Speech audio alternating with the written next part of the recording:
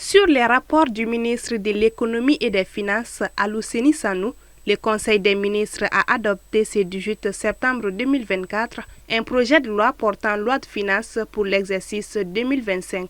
Les prévisions des recettes budgétaires pour l'exercice 2025 s'élèvent à 2648,900 milliards de francs CFA contre 2387,872 milliards de francs CFA dans la loi de finances rectifiée 2024, soit une augmentation de 261,28 milliards de francs CFA correspondant à une hausse de 10,93%.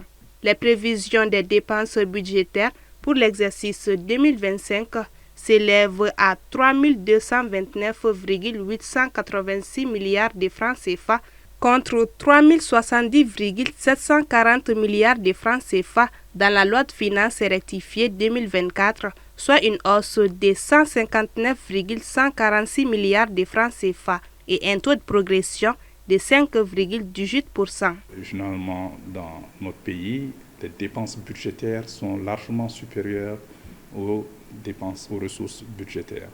Et dans le cas d'espèce pour le projet de loi de finances qui a été adopté hier, le déficit budgétaire se situe à 581 milliards contre 683 milliards dans la loi de finances rectifiée 2024.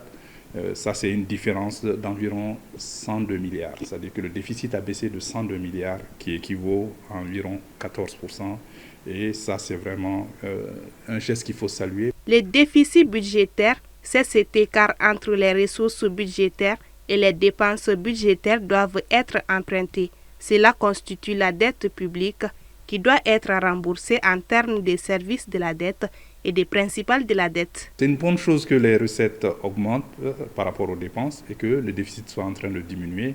Parce que vous savez, nous avons ce qu'on appelle les critères de convergence macroéconomique au sein de l'Union économique et monétaire ouest-africaine. Et ces critères de convergence macroéconomique disent que le déficit budgétaire ne doit pas dépasser 3% du PIB. Donc même si votre déficit augmente, il faut que votre PIB aussi augmente. Dans ce cas d'espèce, non seulement le déficit est en train d'être réduit, mais aussi la dette publique sera réduite si le déficit public aussi est réduit, si on n'emprunte pas encore plus par la suite, évidemment. Ce projet de loi portant loi de finances pour l'exercice budgétaire 2025 sera soumis au Conseil national de transition pour son approbation pendant sa session d'octobre 2024.